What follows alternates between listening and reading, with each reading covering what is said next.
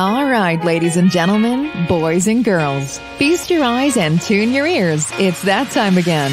We are live with another episode of The Authority Project. It's the video podcast streamed on Facebook, YouTube, Twitter, and Periscope, where we talk to digital marketers, business coaches, and creators of all kinds on how they've built authority in their field and how you can mimic their success. Developing authority, building your audience, and attracting better clients to your own business. Now, without further ado, let's bring to the virtual stage your host, Brian S. Arnold.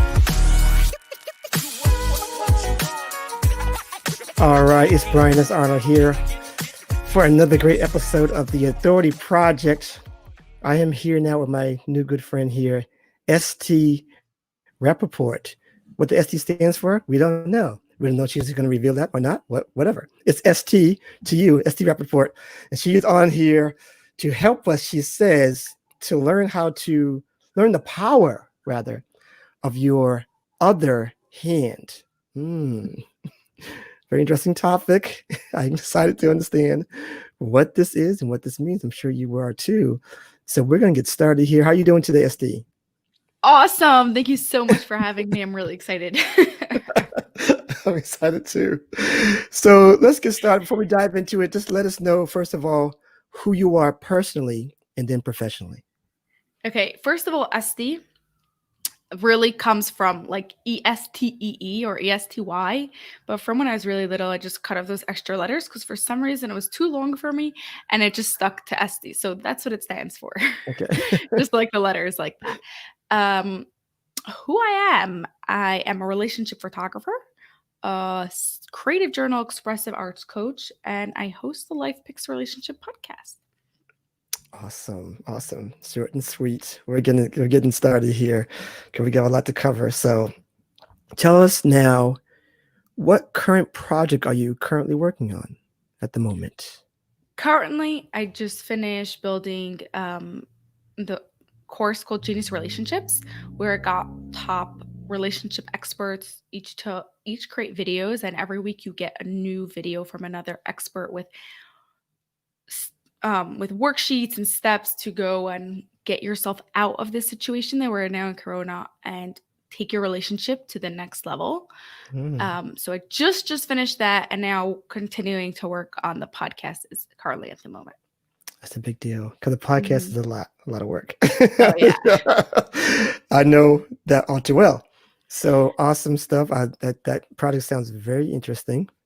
So I'm going to ask you this first question just about your journey and what led you to this fascination with learning how people tick and relationships and so forth. What brought you to this point where you found those problems, or what was your aha moment of how you can serve these people and the problem that you want to serve others? So as a process of over life, I always found people really interesting, just like you said, how they tick and how they connect and what they do and why they choose certain professions. And is it doing it just because they have to, or are they doing it because they want to? And all those sorts of things. And I realized that in a marriage, in a committed relationship, that is where you see it the most. Why are those two together? Why are they arguing? And from when I was really young, I would observe people and just try to figure out what's going on. Not like really make assumptions, but just say like, okay, this person's getting really angry because he did that and her personality means that. Not like just like understanding how we work. And so when I was doing photography and I wanted to take it even further, I was like, okay, so let's do relationship photography. That way we get to mix the marriage part that I really found really interesting together with the photography. Okay. So that's what I did. I do take pictures of couples in their ultimate state of love, connection, intimacy, whatever emotions they want. And they choose their favorite picture to hang it up on the wall like a vision board. Okay. So that it trains their subconscious. And even if they get into a fight, they have that picture to remind them what they really want. Now that's awesome. But it doesn't solve your problems. Okay. So I was looking to see what else can I do to go and help these couples that I was dealing with. And I came across this thing called Creative Journal Expressive Arts. Now, if you want to know where my aha moment was this person like I said, I was open, looking for something else to see what I could have in my help the couples without going back to school because I had enough of that. And this person was looking for a place to stay for the weekend. So she stayed by me, and she happens to be a CJA coach. And while I was talking to her, I found it really interesting. I was like, okay, so you write with your non dominant hand and you get the answers that you're looking for. That's cool. So I went to get some sessions by her. She lived 2 hours away from me. It's like not over Zoom. No, I'm doing this in person. And I drove 2 hours each way to get to her. And I had those sessions. And literally, within the first session, I just like sat there and my whole, like I got a whole new perspective on my life and my work and everything that I was doing. I was like, okay, this is it. So from there is where I took it on further. Wow. Okay. We got people tuning in saying absolutely. They're liking this so far, apparently. Okay. So tell us, let's dive into this thing about using the other hand. When I heard this topic, I was like, okay, this can mean a lot of things. A lot of things. What is it about the power of using, I'm using my left hand now, the other hand? What's the power in that? Okay, so to understand the power, you have to understand a little bit of the science. So I hope it will be okay with you. Sure. There's two sides of the brain, right? Now, each side of the brain is in charge of the opposite side of the body. So the left side of the brain is in charge of the right side of the body, and it's in charge of all the logic stuff. So math, reading, organization, time, writing, all those sort of things. The right side of the brain is in charge of all the creative stuff. So music, drama, art, and it's in charge of emotions. Okay. So when you write with your non-dominant hand, or really do anything with your non-dominant hand, you're getting direct access to your emotions. Okay. Without all the logic reasonings or excuses of what's going on and saying no but this and no but that, because logically that is what you think and it could be really valid why you think that. But if you listen to your emotions, if you listen to your subconscious, there's a much deeper reason of what is going on here. Yeah, okay? I feel like I'm overly emotional, but I'm right-handed. so I'll let you finish. We'll go ahead. Finish. But you're right-handed. No. So you're saying, how does that work? Yes. Okay. So you could be an emotional person even if you're right-handed because you do use both sides of your brain, right? Okay. Yeah. The question is, but if you have to make a decision, okay, if you are not sure what to do, if there's something going on here, do you know right away what your decision is, or do you have a lot of factors that you have to take in? A lot of factors for sure. Yeah. So all that is the logic brain. Now, I'm not saying to get rid of it. When we do this work, you'll see as we go through it, we're going to do stuff that uses both sides of the brain because you want to use your whole brain. But there are certain times where you want to say, okay, logic, I know you're here. I'm putting you on the side for right now so I can understand what my subconscious, what my emotions is telling me to do right now. Yeah. Okay. All right. So does this make you smarter by trying to use the left hand, or well, for others people who are left-handed, the right hand, basically, are you smarter by doing this? So I don't know if there's any science of your IQ going up. Probably, if anything, your EQ goes up, your emotional intelligence. Okay. But if it sure makes you understand much more about yourself, about the people around you, about your business, about the world, about everything, just get a much greater understanding. Okay. So what are the long-term effects of doing this? Why do this? Tell us why in the long term of why this is so important and what makes such an impact in maybe your life, your personal life, your business life. Okay. So first of all, you could use this to clear all past baggage that you have, whether it's something that happened in childhood, something that happened in your relationship, your views that you have on business, personal beliefs, anything. Many times you don't know what's going on in a situation. And when you write it with your non-dominant hand, your emotions, your subconscious could answer that for you because it knows, and you just don't have it in the front of your brain, in your logical brain. That's first of all. Second of all, if you are ever angry or have high emotion, most people, they do one of two things. They either bottle it up and then eventually it explodes, Yeah. or they let it out in some really not nice ways, like yelling or hitting or things like that, right? Now, we both know both of them are not good. You want to let out your emotions in a healthy way, but it has to make sure it doesn't harm other people. So a Right. great way to do that is it's going to sound really stupid, but try it. I'm telling you. Okay. Scribble with your non-dominant hand. Okay. Now, because your non-dominant hand is directly to your emotions, all that anger, all that frustration, everything that you have, instead of it yelling and going out on other people, or instead of it just being bottled up, is going to come straight out and onto the paper. And after you scribble 2 or 3 or maybe 7 papers, you're going to automatically feel more relaxed because it all came out. Now, is this only when you're upset, or just in regular practice? Are you giving us how to do this like on a daily basis, or in certain circumstances? Yeah, so there's all different exercises that you could do in different situations. This specific scribbling one is great for when you're really high emotion, or even if you just want to calm down, like you're very tense or you can't fall asleep at night and you want to relax yourself. It's also because all that emotion that's stopping you is going to come out on the paper. Okay. But if you want, I can give you some examples of how you could use it in other areas of your life, so that way it helps you for long term. Something else. Please do. Yes, please go. Okay. Go ahead. So let's say you are in a difficult situation. You're not sure what to do with your business. You know you want to take it to the next level. You know you need more clients or whatever's going on. You're not sure how to do. Maybe you don't know how to relate to your colleague or to your employees. You could want to try this. This is really simple and really hard.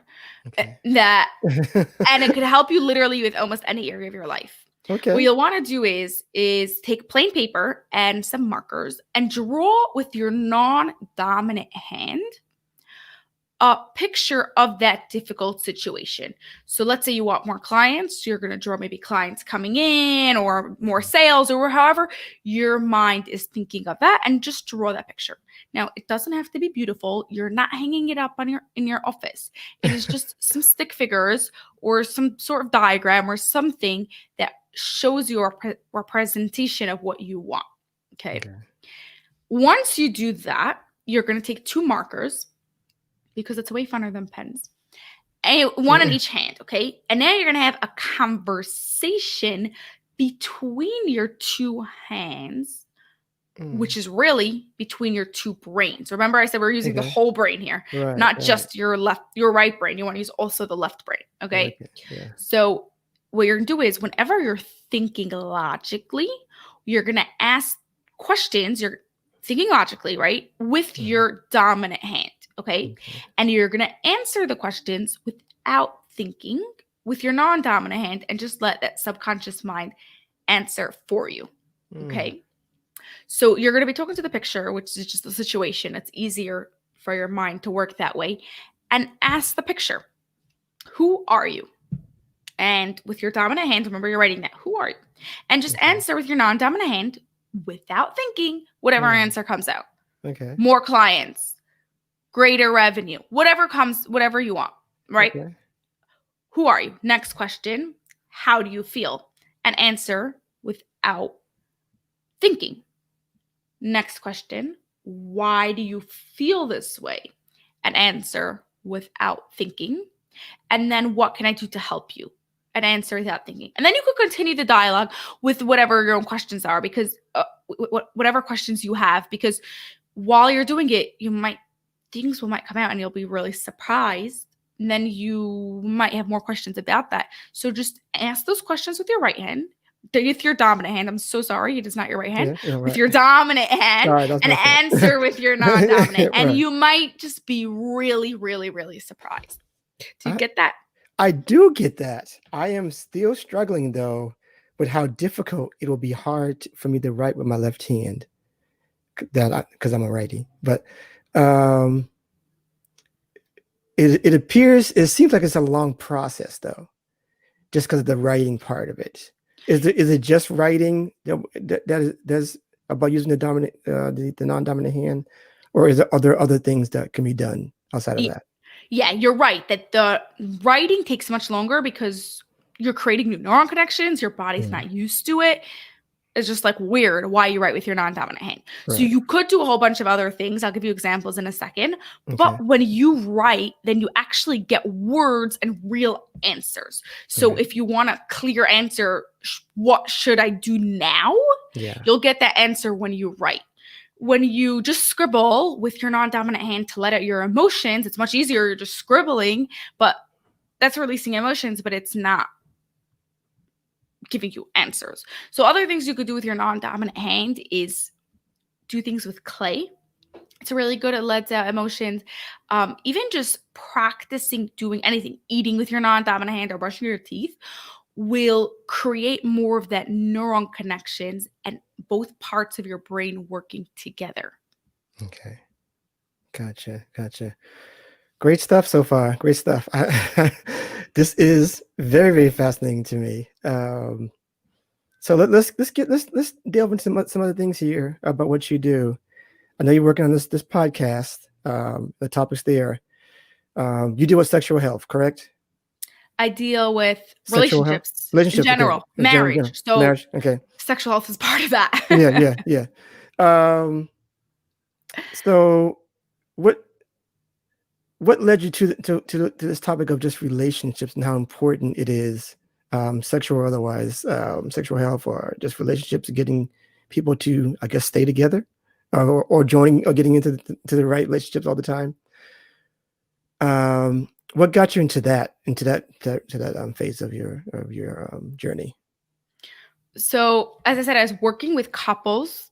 Okay. I find couples interesting. I just find people really interesting beings. I'm speaking to you. Okay, now I'm doing most of the talking. I really like it flipped. Like if I could be asking you the questions and learning things about you. Right now I'm here. So that is what I have to do. But just trying to understand how people work and what's going on. So couples and marriage is just really interesting because then it's not one person, it's two. Okay. So by running a podcast, I get to speak to couples who have these extraordinary marriages and try to figure out how they do it and how other people can do the same. So that way they could also have these amazing marriages. Okay. So I think a part of it is this power of the other hand. Maybe get some of their emotions out. Because when I think about sometimes just being in my marriage, there's some times when things are just suppressed. We just suppress, we don't communicate, that kind of thing. And this power that we're talking about using the other hand, is that a way to let a lot of it out, get your emotions out that are being suppressed? Is that a way to get it out in the open? Or you tell me. Yeah, so for sure, that's one way for sure to get it out, which is really important, like we said, or also eventually it explodes.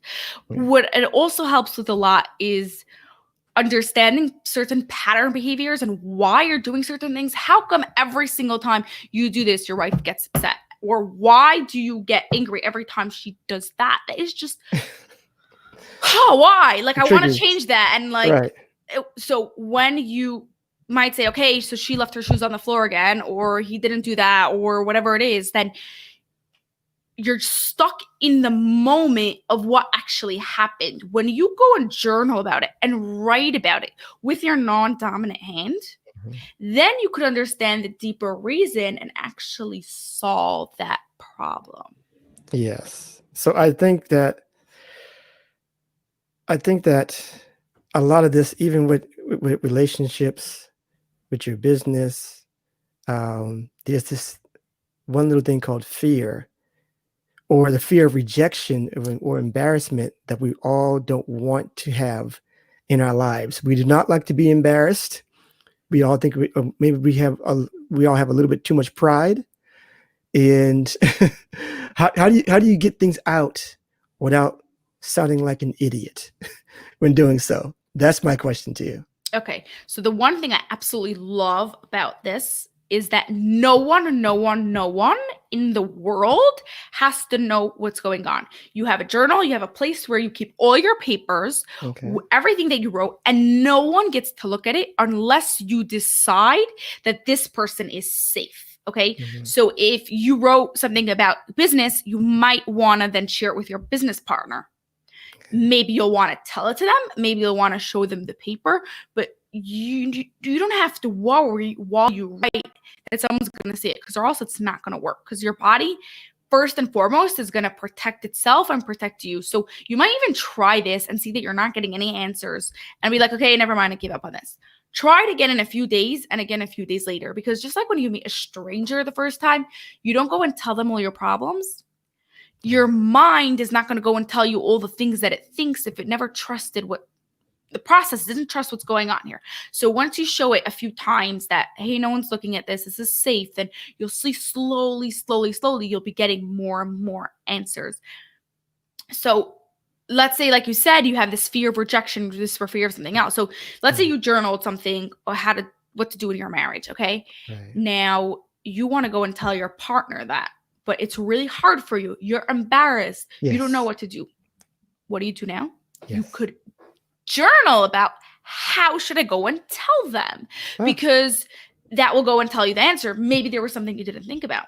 Another great thing to do is you could have a conversation between your two hands, which can also be between you and another person. So let's say you want to tell your partner something and you don't know how to go and do that. You don't know how they're going to react. You don't know what they're going to go and say, what they're going to ask you. You can go and have that conversation first on paper with you thinking logically, writing with your dominant hand, and they answering in the conversation, saying whatever they want to say without you thinking with your non-dominant hand. Now, obviously, it's not going to be exact word for word of what they're going to say, but it's going to be about what their mindset is, and you're going to be able to understand more about it. And you could even ask those questions before they shut you down, because they might say, okay, I'm mad, or they might say, never mind, and run out at you, or they might yell at you, and then you close down. We never know which way it's going to go. But if it's just on paper, it's not as scary because it's just on paper. So you can go and take it further without running to a different room. I love that. That is incredible stuff. I like it. But let me tell you this. Let me ask you this. Mm-hmm. People are listening to this. And they're like, this is weird. You took the words out of my mouth. Took the words right out of my mouth. SD, what are you talking about? This is a bunch of Huey. This doesn't work. This won't work for me. You know, using my other hand. What are you talking about? Tell them. Can you tell them and defend yourself right now, SD? Defend yourself and say, you know what, this has worked for me. This has worked for people I've known. Tell them some stuff right now about that. Okay. So first of all, I was like never the type to believe in such things. Okay. I'm just saying, I'm just not, like, I never journaled, I never meditated, never did like any of those, you know, like it's just not my type. Yeah. But once I did it, literally, I told you from that first session, it changed my life completely.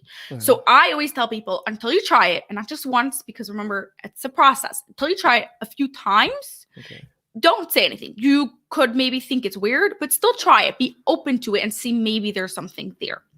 Okay. Now, once you try it, see if it works. If you did it a couple of times and it didn't work, no harm was done. If you did it and it changed your life, like as dramatically as it changed mine, good for you. You'll love it. Literally, client after client who just comes, they change their marriage. They understand what's happening. Like recently I had a client who was separated. Okay. She still loved her husband, but she'd been separated and things were just not looking so good. And while I was working with her, she realized that she drew this picture. She was doing a really similar exercise to like the one I told you before. Yeah. And she drew a picture of a couch, and her mom was on the couch and she was on the couch. And then she was journaling about it. And while she was journaling, she realized that her mother had manipulated her as a kid to behave a certain way. Okay. Now, then she went to a different country for high school. She stayed by her aunt and she did some work there. And again, her aunt manipulated her. Okay. So for her, the only way she knew anything was manipulation. So she loved her husband so much and she wanted to show him her love. So what did she do? Without even realizing, she's manipulating him. Like, for example, he's overweight and he has to lose weight and she wants him to lose weight. What does she do? She controls, or tries to at least control, every single bite he eats. Now, we know that doesn't work. right? As soon as she leave even the room, he's gonna go and eat something else. Right. She's not home, go to a restaurant, who knows what he's gonna eat, right? Now, to her, she just cares about him and she wants him to be healthy. So that is why she's going and controlling everything that he eats. But that's not healthy and that's not going to make a marriage work. So through this process of writing about it, she realized that, hey, I never knew this. I realized that my mother manipulated me, my aunt manipulated me, and to me, showing love is through manipulation. But that's not a good idea. Now, how can I go and change my habits, the way I talk, so that way I'm not manipulating him anymore?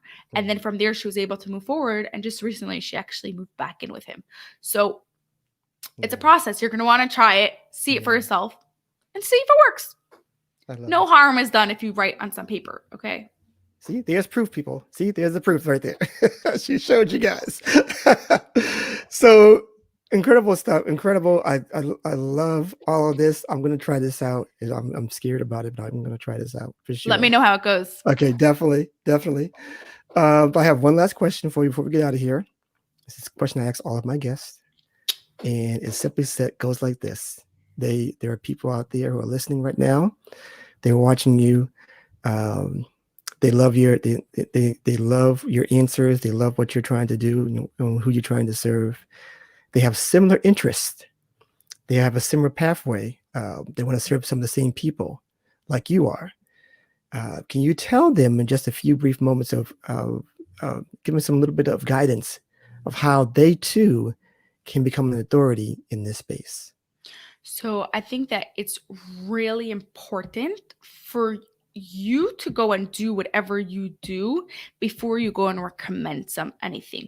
So for example, in this case, before I go and tell people, hey, CJ is so cool. I read all of Lucia's books. I think it's awesome. This is what's happening. No, I first went 2 sessions privately for my own self, saw what it did for me. And then even while training, majority of the training actually is about working on yourself and the process of you and seeing the transformation happen to yourself, so that way you can go and work with other people. So whatever you're doing in business, whenever you're giving a recommendation to anyone, whether it's a friend or a client or whatever it is, you want to make sure that you tried it and that it's backed up.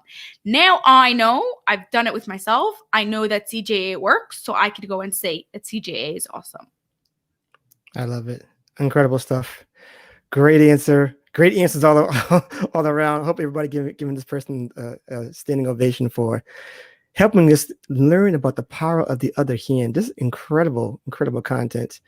And I'm so glad we got you on here. It took a little while to get you here. But I'm glad we connected. Oh yeah. And so incredible stuff. We are both East Coasters. She's from Jersey and I'm from Boston. So we're both East Coasters. It's a little chilly today, but chilly. It's actually a little bit sunnier than yesterday. Yeah, it's not too bad today. But anyway, thank you so much for coming through. Please tell the people where they can find you after the show. Okay, so you could go to lifepicksrelationships.as.me and I'd love to speak to you there. And thank you so much for having me. This was so much fun. I really enjoyed it. And I hope that somebody tries it and maybe actually learns something from it. Yes, absolutely. And this, for the people who are going to be listening to this later on in the podcast, it's Life Picks with the IX, not CKS. Yes. So lifepicksrelationships.as as in Sam, .m as in Mary E. So there you go. Incredible stuff. Any final words before we get out of here, ST? I will tell you, it's going to sound really cliche, really overused and thing, but if you're not doing this, then let this be the time that this is what you're doing. And that is be yourself. Don't care what your parents say. Don't care what your friends say. Don't care what society says. Social media says. You go and you do what you want to do. Now, like I said, you heard it so many times. So go and actually go and do that. Right. I love it. I love it.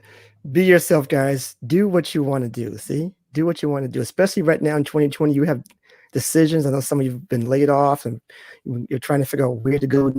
This is the greatest time to figure out, you know what? Let me do what I've always wanted to do if you have the chance to do so, or start doing that today. All right? Build something, share it, and they will come. That's what this is all about. And I hope you got some great information today. I know that I did. Use the other hand, get the power of that, and we will see you on the next episode. Thank you so much. And we'll take care. We're off into the sunset. Be Thank blessed. you. I'm out.